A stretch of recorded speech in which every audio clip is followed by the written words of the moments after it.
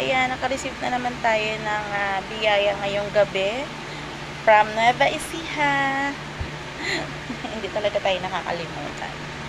So, ang sarap ng ganong pakiramdam, guys. And syempre, alam nyo na hindi ko palalagpasin kasi hinog na siya. So, hinog daw to sa puno. Nakuha na siyang hinog and then hinantay na lang na mabuo yung pagkahinog.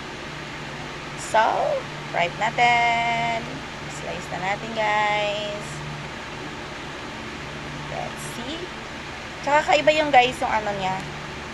Kakaiba yung pagiging mangga niya, guys. Kasi alam mo siya pag buo siya.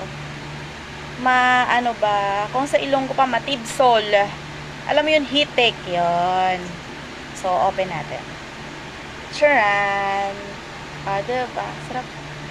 Ang bango, guys. Halata mong matamis. So, alam nyo na, guys. Dalawa to eh. Ayan. So, kakainin ko na pare. Takawa ko. Ayan.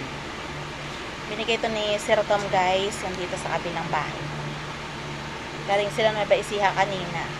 So, dumating sila ng mga bago mag-8. Bago mag-8 yata. Ayan. So, talaga namang kinatok.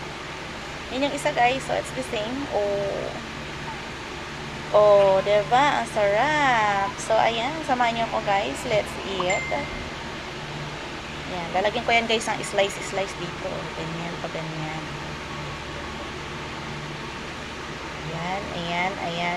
Ayan. O, diba? Tapos, sure. O, diba? Ang sarap.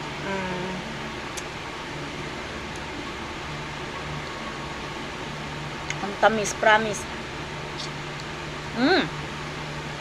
Super.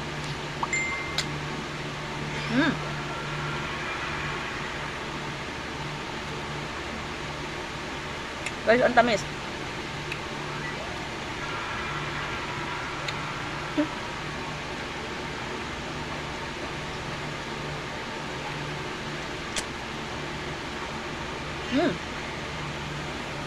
Sarap.